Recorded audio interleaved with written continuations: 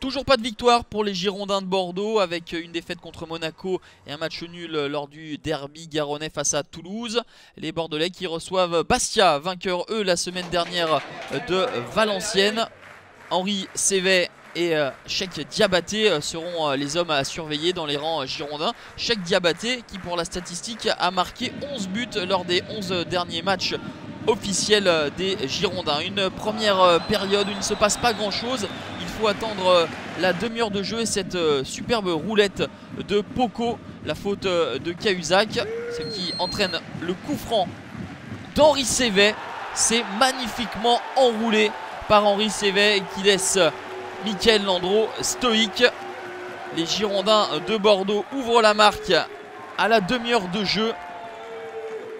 Ballon magnifiquement travaillé juste au-dessus du mur. Premier but de la saison pour Henri Sévet, lui qui avait marqué 8 buts la saison passée.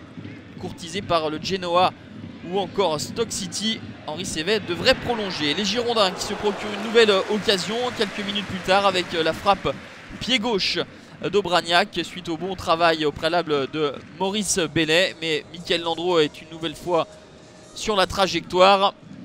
Les problèmes forcément pour Frédéric Hans, son équipe n'a rien montré. Ilan est entré à la demi-heure de jeu à la place d'Adamaba, mais les Bastiais ont vraiment du mal.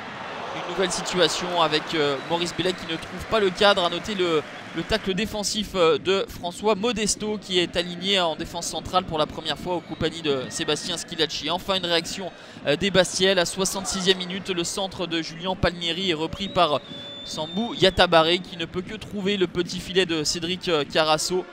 L'inquiétude de Francis Gillot, ces hommes ne sont pas à l'abri et vont essayer de pousser pour marquer le but du 2-0. Et on en était tout proche au bout de la tête d'Henri Sévet. Il était complètement esselé et il rate le cadre, le seul buteur de la partie. Nous avançons dans cette rencontre, 93e minute, le corner est tiré. Mickaël Landreau était dans la surface de réparation. Il n'y a plus de gardien et le contre girondin peut s'amorcer avec Adi Sako.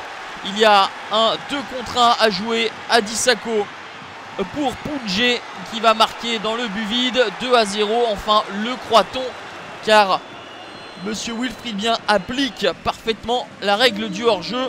On rappelle, il faut que 2 joueurs adverses soient présents entre la ligne de but et le ballon. Lorsque le gardien n'est pas là, il préfère en rire Maxime Poudjé, car cela ne change pas la donne. Bordeaux s'impose bel et bien 1-0 face au Sporting de Bastia.